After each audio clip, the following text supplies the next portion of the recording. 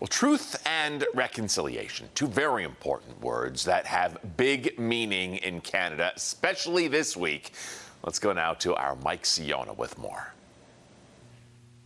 Well, tomorrow is the National Day for Truth and Reconciliation here in Canada, and so we've decided to come down to the office of the Treaty Commissioner with Treaty Commissioner herself, Dr. Kathy Walker.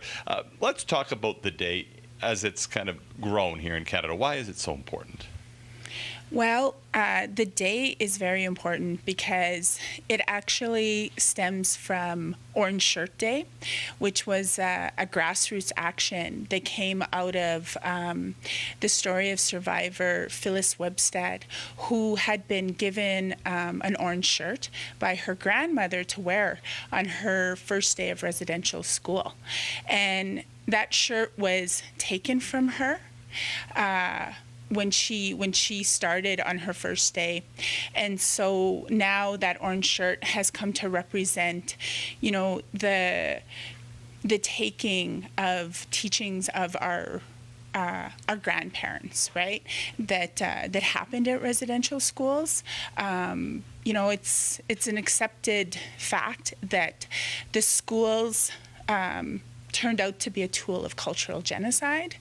And so this day is meant to acknowledge the experiences and the stories of the students, the survivors that went through the schools, and the ones who didn't survive, and also, you know, to acknowledge the impact of the schools on their families, communities, and nations.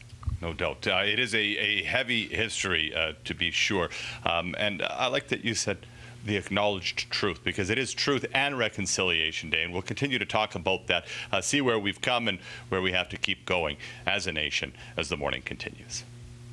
All right, let's go back out now on the go to Mike Siona, who is getting ready for Truth and Reconciliation Day with a look at where we've come over the last decade. Mike. Well, we are down here with Dr. Kathy Walker, the Treaty Commissioner herself, and we are talking all about the National Day of Truth and Reconciliation, which is tomorrow here in Canada. Hard to believe it's been 10 years since that list of 94 calls to action came out. Where have we come in the last decade? Well, I think that it depends on who you talk to in terms of how far along we are, because there's different interpretations of where we're at with the 94 calls to action. But there's no organization that I'm aware of that says that we've met all the 94 calls to action. So we definitely still have a way to go. Here in Saskatchewan, one of the the calls to action that we take seriously or really are working on, obviously, are the ones concerning treaty. And a big part of that is treaty education. And in some respects, Saskatchewan was ahead in that we did have a provincial mandate to teach treaties in the classroom in 2008. But I think that we can still do better, reinvigorate treaty education and history here in Saskatchewan. No doubt. And obviously, I would think that it's not like we're just checking the boxes and then we put it away, we're done, right? This is something that needs to be revisited and like a continual working document. Oh, yeah, definitely. You know, truth and reconciliation are a process. The TRC itself described reconciliation as repairing what must be repaired, restoring what must be restored, and returning what must be returned. And so, you know, it's an ongoing process. So definitely. No doubt about it. We've had a decade to get started. When we come back a little later this morning, we'll talk about some of the next steps that maybe even you can do to move us along moving forward. Tomorrow is Canada's National Day for Truth and Reconciliation, and we are getting a preview of what's happening in Saskatoon and the importance with Mike Siona. Mike. Well, tomorrow is the National Day for Truth and Reconciliation in Canada, and so we are here with Dr. Kathy Walker, the Treaty Commissioner in Saskatchewan, talking all about now what we can do moving forward. And you guys are doing a lot of different things. Highlight a couple of them for us. Okay, so one of the big things we're doing regarding residential schools is assisting communities with, there's actually 8 different former Indian residential school sites that we're working with, assisting them with their archival research and translation to help them identify who is buried in the unmarked graves.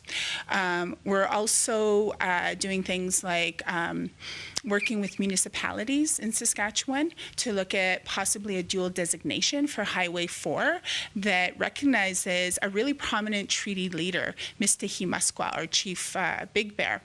And we're also doing things like continuing to work on treaty history and treaty education, treaty awareness, which one of our upcoming events to further that is a conference that we're holding in Yorkton, and it's called the Treaty Learning Journey 2, Living Our Treaties.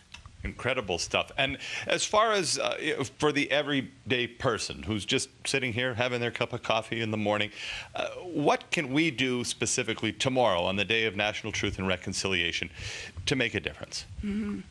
I would say reflect on the day, know the truth of residential schools and their ongoing impact, but also get out there to events, establish real relationships with your First Nations treaty partners, treaty citizens, and understand that we really are all treaty people. Fantastic. Well, we couldn't have said it any better. We appreciate your time this morning. And again, born from Orange Shirt Day, we've got the orange tie on in advance of tomorrow's National Day for Truth and Reconciliation.